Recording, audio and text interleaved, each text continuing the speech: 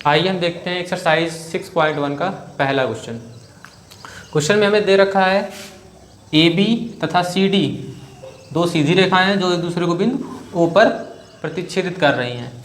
हमें दिया है सवाल में angle A O C plus B O E, A O C और बी ओ ई का जो योगफल है वो है 70 अंश, और एंगल बी ओ डी जो ये एंगल है ये है 40 अंश, और हमें ज्ञात करना है, टू फाइंड हमें करना है बी ओ ई, एंगल बी ओ ई, ये जो एंगल है ये हमें फाइंड करना है, एंगल बी ओ ई, और प्रतिवर्ती कोण सी ओ ई, प्रतिवर्ती कोण सी ओ ई, प्रतिवर्ती कहा है तो हम कौन सा कोण लेंगे, ये लेंगे सी ओ ई, बड़ा वाला कोण। प्रतिवर्ती कोण के बारे में पहले चर्चा कर चुके हैं पिछले वीडियो में। प्रतिवर्ती कोण सी ओ ई ज्ञात करने के लिए हमें ये वाला एंगल ज्ञात करना होगा जो रेड से दिखाया गया है। तो आइए इसको हम सॉल्व करते हैं। हमें दिया गया उसको लिख लें ए O C plus B O ई बराबर 70 अंश। ए बी एक सरल रेखा है, ए बी एक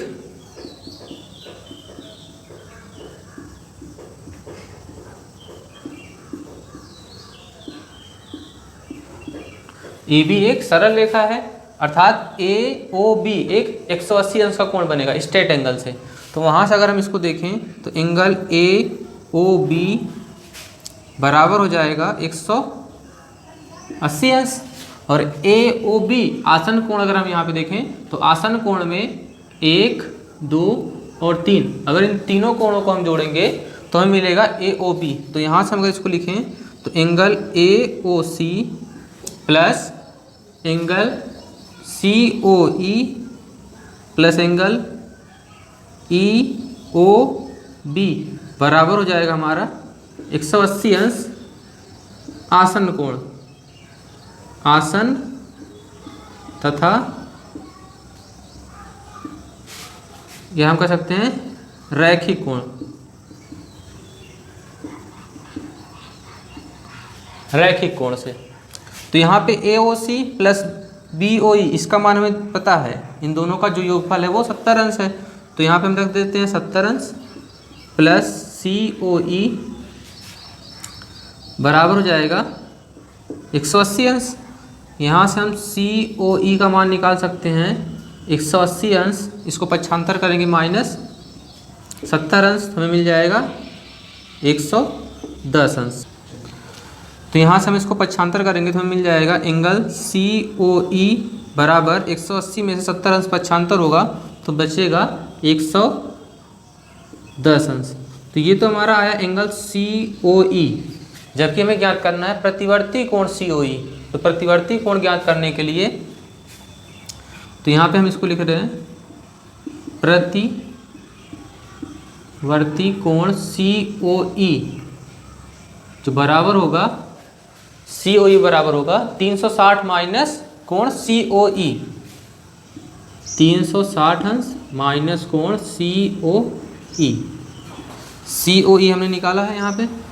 तो 360 अंश माइनस 110 अंश, इसको हटा दीजिए तो आ जाएगा ये 0.552, 250 अंश हो जाएगा हमारा प्रतिवर्ती कोण सी ओ ई का मान। ये कैंसर हमारा हुआ, प्रतिवर्ती कोण सी ओ ई कितना आया 250 अंश।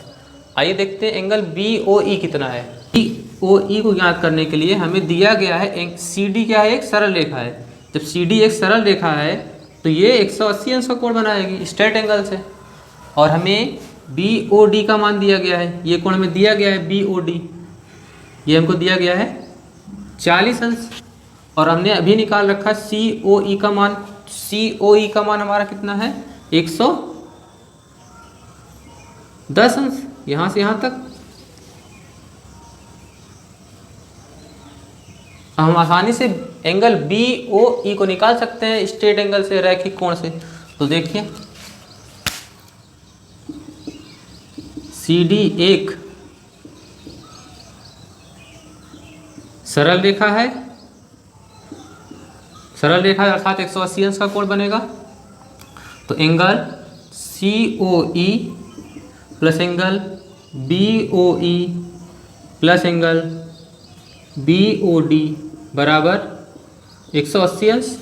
रीजन क्या होगा यहाँ पे? रैखिक कोण, वही रैखिक कोण। अब यहाँ से हम वैल्यू रख देते हैं। BOE का मान हमारे पास कितना है? 110 अंश। BOE ये तो हमें ज्ञात ही करना है, इसको ऐसे लिखिए BOE। और BOD हमको दे रखा है 40 अंश, तो BOD 40 अंश बराबर 180 अंश। यहाँ से हम इसको एंगल BOE प्लस 140 और प्लस 110 प्लस 40 ये हो जाएगा हमारा 150 उधर बराबर 180 के है। यहाँ से पक्षांतर कर लेंगे हम BOE को ज्ञात करने के लिए। 150 को हम क्या करें? पक्षांतर करें, तो ये हो जाएगा 180 अंश माइनस 150 जो कि हो जाएगा हमारा 30 अंश। एंगल BOE का जो मान आया वो आ गया हमारा कितना? 30 अंश। तो एंगल BOE का जो मान आ रहा है ये आया है 30 अंश। और जो पूछा गया था हमसे प्रतिवर्ती कोण का मान, इसका मान आया कितना? यहाँ लिख देते हैं 30 अंश आया BOE का मान।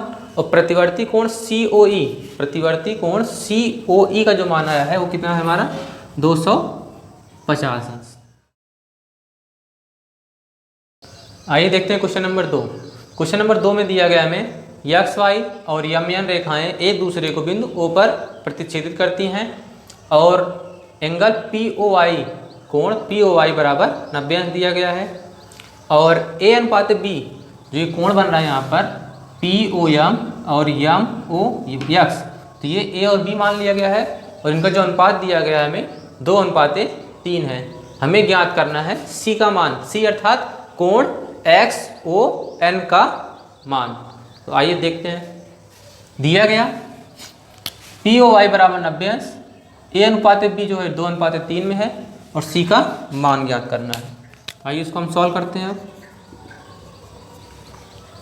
इसका सॉल्यूशन देखते हैं।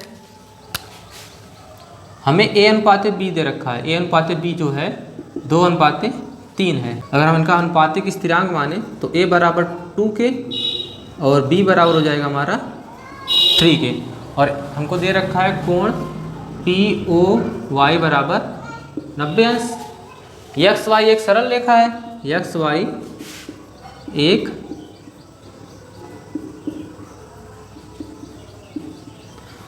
सरल रेखा है। तो अगर ये सरल रेखा होगी तो यहाँ पे पूरा जो एंगल बनेगा वो 180 अंश का बनेगा, स्ट्रेट एंगल। तो वहाँ अगर इसको हम देखें तो इसको हम पूरा लिख सकते हैं B plus A plus angle POY बराबर 180 अंश। POY हमें दिया गया है, B और A का मान जो यहाँ है यहाँ से हम रख देते हैं। तो B का मान 3 के, A का मान 2 के और POY हमारे पास कितना है? 90 अंश है। यहाँ से इसको सॉल्व करेंगे। 3 के प्लस 2 के हो जाएगा हमारा 5 के प्लस 90 अंश बराबर 180। 5 के बराबर 180 माइनस 90 अंश बराबर 90 अंश। तो 5 के बराबर आया 90 अंश के बराबर हम 5 का यहाँ पे 90 में भाग करेंगे तो हो जाएगा 18। तो के का मान जो आएगा वो 18 अंश आ रहा है। 5 18 पचे 90, तो के का मान कितना आ रहा है? 18 अंश। अब हम ए का मान अगर निकालना चाहें तो ए बराबर हमारा हो जाएगा 2 के, अर्थात 2 इंटू 18 अंश, 18 दूना 36। तो जो ए का मान आएगा वो हमारा कितना आएगा? 36 अंश हो जाएगा। और बी का मान अगर हम निकालना चाहें तो बी बराबर हमारे पास कितना है? 3 के। तो 3 इंटू 18 अंश, तो बी बराबर हो जाएगा 18 3 54 अंश। तो बी का मान कितना आ गया हमारे पास? 54 अंश। हमसे पूछा गया सी का मान, तो सी का मान निकालने के लिए हम यहाँ पे देखते हैं। तो जो सी यमयन एक सरल रेखा है और जो सी एंगल है वो यमयन रेखा पर स्थित है, बन रहा है। तो बी और सी को अगर हम जोड़ेंगे तो 180 अंश होगा, क्योंकि यम एन एक सरल रेखा है। तो अब आइए देखते हैं कोण सी को निकालने के लिए हम क्या करते हैं। यहाँ पे यम एन एक सरल रेखा है,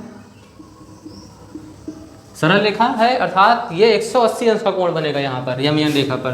तो हम कह सकते हैं बी प्लस सी बराबर हो जाएगा हमारा 180 अंश। यहाँ पे कोण कौन सा लगाएंगे हम, रैखिक युग्म कोण, लीनियर फेयर एंगल, क्योंकि यहाँ पे दो कोण बन रहे हैं एक रेखा पर। जब दो कोण बने तो उसे हम क्या कहेंगे, रैखिक युग्म कोण कहेंगे। और जब एक से अधिक कोण बनते हैं, यहाँ पर देखिए यहाँ पे क्या है हमारा, केवल लीनियर एंगल है, क्योंकि यहाँ पे दो कोण से ज़्यादा कोण बन रहे हैं, 1 2 3 कोण बन रहे थे, यहाँ पे दो ही कोण बने, इसलिए हम इसे लिखेंगे रैखिक युग्म कोण, लीनियर फेयर एंगल, LPA। अब हम यहाँ पे बात करते हैं बी और सी। तो हमने बी का मान निकाल रखा है, बी का मान कितना निकाला हमने, 54 अंश। अब वहाँ पे रख देते हैं, तो बी का मान हम यहाँ पे रखें 54 अंश और सी बराबर 180 अंश। यहाँ पे आप बी का और सी का जो मान है तो MOX तथा सी का मान XON भी रख सकते हैं। तो सी बराबर यहाँ से 180 अंश माइनस 54 को पक्षांतर करेंगे, सी बराबर 180 अंश में से 54 अंश को हटा दीजिए,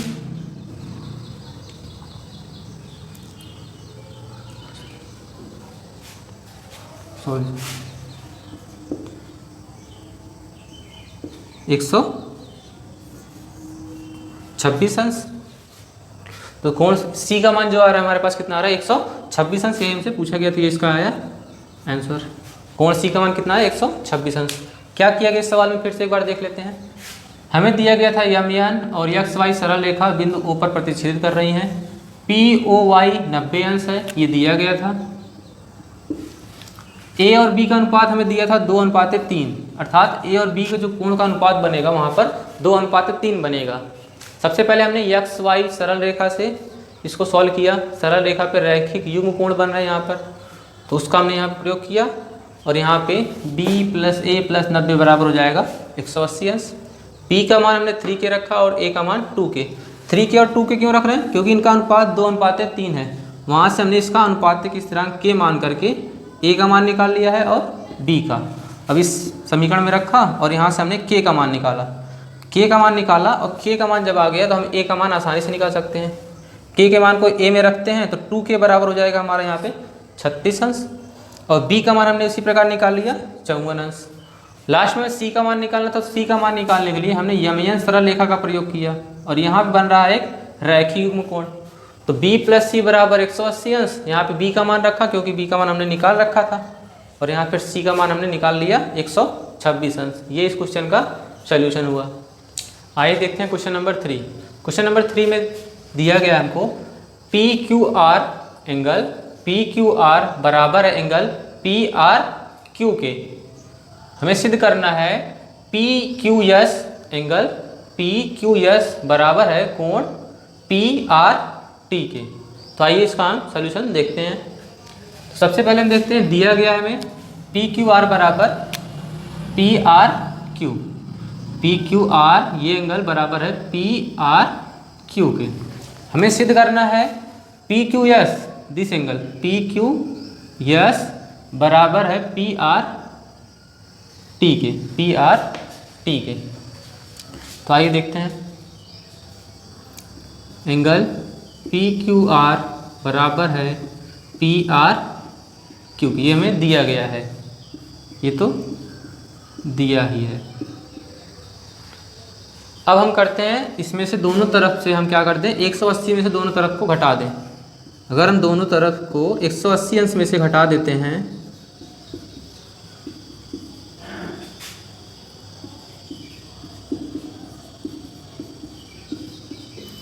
दोनों तरफ से घटा रहे हैं तो इसलिए मान में कोई परिवर्तन नहीं होगा। 180 अंश माइनस PQR बराबर 180 अंश माइनस PRQ। दोनों तरफ क्या किया गया, 180 अंश में से दोनों कोणों को घटाया गया। अब देखते हैं 180 अंश माइनस PQR क्या होगा। 180 अंश, ये पूरी एक रेखा है और रेखा हमेशा 180 अंश का कोण बनाती है, तो यहाँ पे एक रैखिक युग्म कोण बन रहे हैं। अब 180 में से हम इस कोण को घटा दें पी क्यू आर को घटा देंगे तो हमें बचेगा क्या, पी क्यू यस। तो अगर 180 अंश में से पी क्यू आर घटाते हैं तो हमारे पास जो कोण बचेगा वो हो जाएगा हमारा पी क्यू यस। यहाँ पे हमने यूज क्या कर रहे हैं, लीनियर पेयर एंगल, रैखिक युग्म कोण का यूज कर रहे हैं, यहाँ पे हम प्रयोग कर रहे हैं। इसी प्रकार 180 अंश माइनस पी आर क्यू, ये 180 अंश का कोण बन रहा है यहाँ पर पूरा, यहाँ से यहाँ तक। और अगर उसमें से हम पी आर क्यू को घटा देंगे तो बचेगा क्या हमारे पास, केवल पी आर टी बचेगा, पी आर टी बचेगा। ये हमारा बस इसमें क्या था, एक छोटा सा सोल्यूशन था ये।